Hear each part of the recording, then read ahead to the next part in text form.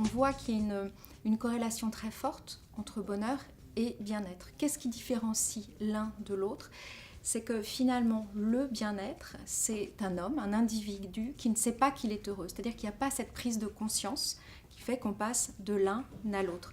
Et Montesquieu disait, il faut convaincre les hommes du bonheur alors même qu'ils en jouissent. Et on voit cette différence et cette corrélation finalement fondamentale entre ces deux notions. Ce qu'on peut voir aujourd'hui, c'est que le corps n'est plus vu comme une entité unique, mais qu'aujourd'hui, il y a une approche holistique du corps. Qu'est-ce que ça veut dire ? Ça veut dire que l'individu est constitué et veut réunir à la fois le mental, l'esprit et le corps. Alors comment on fait pour arriver à un bien-être qui prend en compte cet aspect global ? Eh bien, il y a des techniques de conscientisation, de prise en compte du corps et qui permettent de relier le corps et l'esprit. On peut parler de la mindfulness, on peut parler de la sophrologie. C'est à la fois la concentration et la détente qui permettent d'arriver à cette notion et à cet état de bien-être. Donc ça, c'est un aspect fort aujourd'hui que l'on peut constater dans cette quête du bonheur et du bien-être.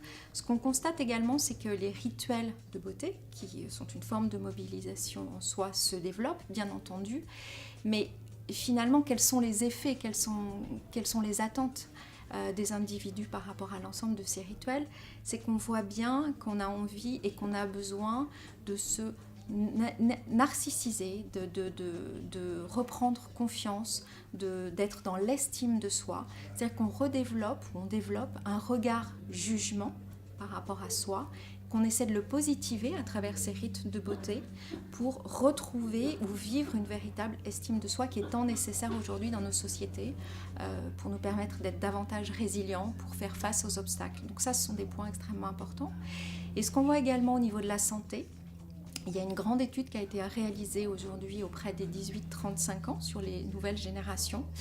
Et en fait, ce dont on s'aperçoit au terme de cette étude qui était dédiée au bonheur, c'est que la santé est une préoccupation principale aujourd'hui pour ces générations. Qu'est-ce que ça veut dire ? Ça veut dire que d'une part, elles sont très attentives à leur état de santé et qu'elles font tout pour se maintenir en santé, dans cet état de santé. Et donc, pour ces générations nouvelles, c'est qui arrivent, là, les générations Y et Z, ce qui ressort de l'étude, c'est que le niveau de bien-être physique et psychique est extrêmement lié au niveau de bonheur de ces générations. Donc voilà une nouvelle quête finalement extrêmement importante qui n'était peut-être pas aussi évidente pour les générations que nous sommes. Alors oui, elle va bien au-delà. Pourquoi elle va bien au-delà ? Parce que c'est là aussi la question qui est importante. C'est que la cosmétique, effectivement, elle fait partie de l'apparat, de notre apparence physique. Aujourd'hui, on se pare, mais comme ça a toujours été le cas. Mais ce qui est important, c'est qu'on voit aussi que le corps n'est pas seulement la relation à soi, on n'établit pas seulement une relation à soi, c'est que le corps permet aussi d'établir une relation aux autres. Et donc c'est la dimension, je dirais que c'est dans la dimension sociale, dans la dimension du lien aux autres que la cosmétique présente un intérêt pour les individus.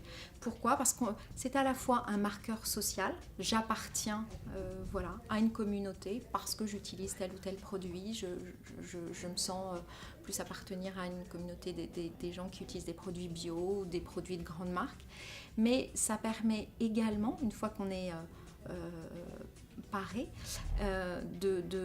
c'est un facteur d'intégration, d'inclusion sociale, comme ça peut être un facteur de rejet ou de stigmatisation. Et c'est en ça que ce secteur aujourd'hui a une véritable valeur d'utilité.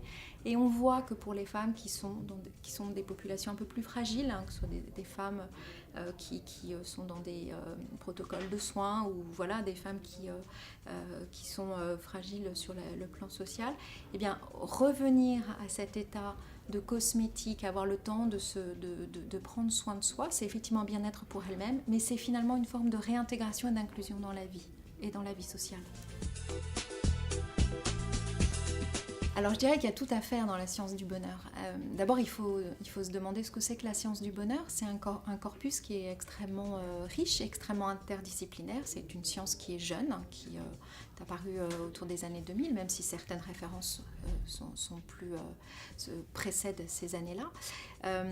C'est une science qui effectivement, comme je disais, interdisciplinaire, c'est-à-dire qu'on passe tant des neurosciences que par la philosophie, que par la psychologie positive, que par les sciences politiques ou les sciences sociales. Donc c'est un corpus, comme je disais, qui est en extrême évolution. Et ce qu'on peut voir aujourd'hui, c'est que effectivement, c'est une science qui va nous apprendre davantage, sans doute, sur la beauté et notre apparence et la façon dont on interagit avec ce secteur-là, notamment à travers les neurosciences. Aujourd'hui, les neurosciences, je ne dirais pas qu'elles en sont à leur balbutiement, mais c'est une science qui est assez nouvelle.